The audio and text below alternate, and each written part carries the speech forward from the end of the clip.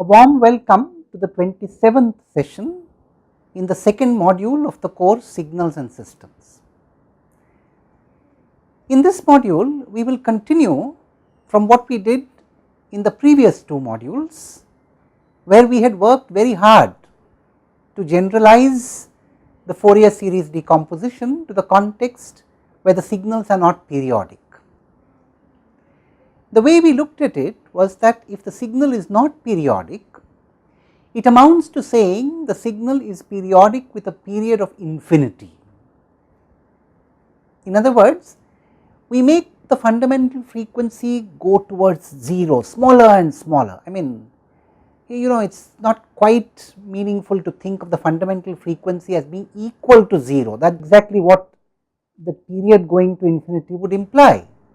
But what we must try and visualize is that we bring the points on the frequency axis closer and closer and closer together until we get the whole continuum. So, we get the whole continuum of the frequency axis, which we have to populate with appropriate values, and those values are really obtained by using the ideas of vectors generalized to the context of functions. So, let me review a few key ideas which we have built in the last two sessions, from which we will go ahead in this session to take an example and to build a few properties.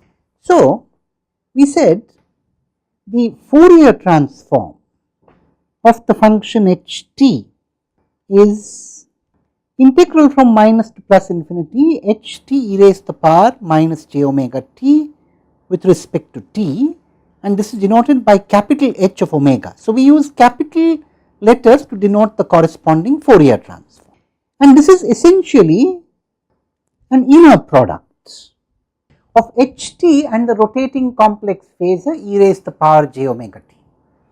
This makes a lot of sense.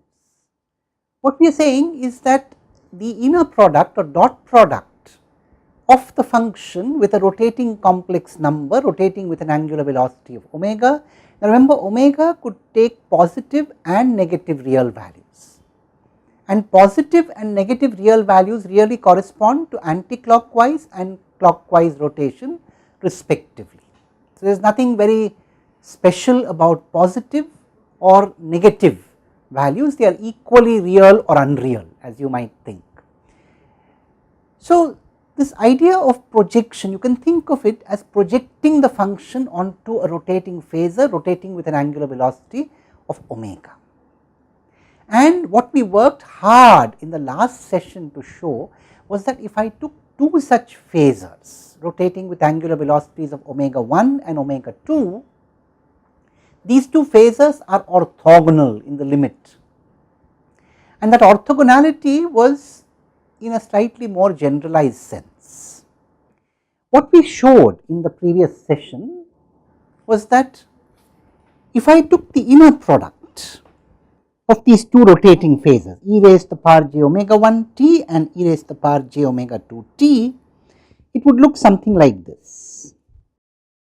And in fact, this would essentially be an impulse, or you could write it as delta omega 1 minus omega 2 times some constant, let us call it kappa 1 a constant.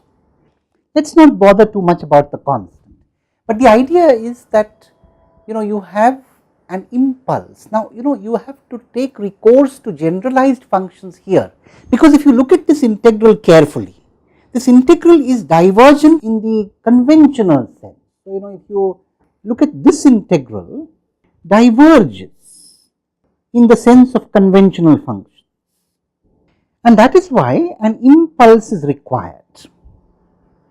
Now, what it means in loose language is that if I take two rotating phasors rotating with different angular velocities, even if that angular velocity is slightly different, they are in a certain notion orthogonal, perpendicular. Of course, I told you this is very loose language, not very precise. What one should say to be precise is that when I take the inner product of one rotating phasor with another, it really goes towards a generalized function located at omega 1 equal to omega 2 in the omega 1 omega 2 plane. But if one wants to be informal and explain this idea informally, one can say with some correctness that when we take the Fourier transform, we are projecting this function h t onto a set of orthogonal vectors. They are mutually perpendicular. And once we recognize that, and once we also accept, here I have not proved, but we will just accept that this constant k1 which I wrote here, in this discussion here, this constant k1 here is independent of the particular values of omega 1 and omega 2. So, with that background, we can now go on to reconstruct h t from h omega, essentially using what we call the inverse Fourier transform. And the principle in the inverse Fourier transform, multiply each component by the corresponding orthogonal vector and integrate over all such vectors. And we express this mathematically as, so you notice that this is the component, this is the so called orthogonal vector, and this is the combination or the integral. And this constant we recognized was to normalize the vector, to make it a unit vector. Makes a lot of sense. Multiply the component by the unit vector in the direction of that component, integrate over all such components, and you hope to get back the original function h t. Now, there is a subtle point here. We have decomposed along several components for omega going from minus infinity to plus infinity. Do these components contain all that there is in the original h t? That is a subtle question. And frankly, we do not have the wherewithal in this course to answer that. So, those of you who are interested in answering this question should take up a book on Fourier analysis, perhaps refer to texts on functional analysis or real analysis or transform domain analysis as written by mathematicians. Here in this course, we are not too worried about that issue. We will just take it that this set is complete in the sense that if we take all these components for omega going from minus to plus infinity, it contains all that we need to reconstruct. We have not lost anything in the process. So, this decomposition and reconstruction is invertible. Now, to be very precise, it is not true for all functions h t. In fact, we had talked about certain conditions for which a Fourier series decomposition exists, namely the Dirichlet conditions. So, let us review the Dirichlet conditions. Let us review them in a few words. A finite number of maxima and minima in a finite interval, a finite number of discontinuities in a finite interval, and bounded variation. These are the three things we need. In a finite interval, there must be only a finite number of maxima and minima, not like sine of 1 by x, if you remember that example. In a finite interval, there must be only a finite number of discontinuities, not like that step function which steps after every half of the remaining interval and steps by only half of what remains. That was an example. You could construct many others like that, but such functions are not amenable to Fourier analysis. And finally, bounded variation. You do not want the function to go to infinity, loosely speaking, at any point really. Now, of course, there are generalizations, or there are what you call boundary cases or boundary ways to understand the Fourier transform, even when this bounded variation condition is not obeyed.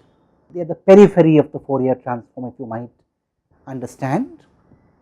But for the moment, let us understand these Dirichlet conditions as being adequate to ensure that there is the possibility of a Fourier transform. So, the moment you see the Dirichlet conditions being violated, you can sense there is trouble, the Fourier transform might not exist. So, it is not as if the Fourier transform is guaranteed for all functions. There is a class of functions for which you have a Fourier transform and when you can invert the Fourier transform. In fact, there is also some amount of ambiguity in inversion, particularly at the points of discontinuity. We shall take that up in a discussion. But for the moment, let us assume everything is hunky dory. In particular, if you have no discontinuities at all, things are very good. Point wise, if the Dirichlet conditions are satisfied, there are no discontinuities, point wise you can reconstruct the function from its Fourier transform, there is no trouble. Now, there are also other issues here. For example, you take the simplest of the functions, a sine wave, it obeys all these. Now, it has a Fourier transform, but not a Fourier transform in the conventional sense of function. So, the Fourier transform of a sine wave is not a conventional function, it is a generalized function. So, the Dirichlet conditions are necessary, but they do not guarantee a Fourier transform in the sense of conventional functions. The Fourier transform might require generalized functions to come in. We shall now illustrate these ideas with a few examples in the next session. Thank you.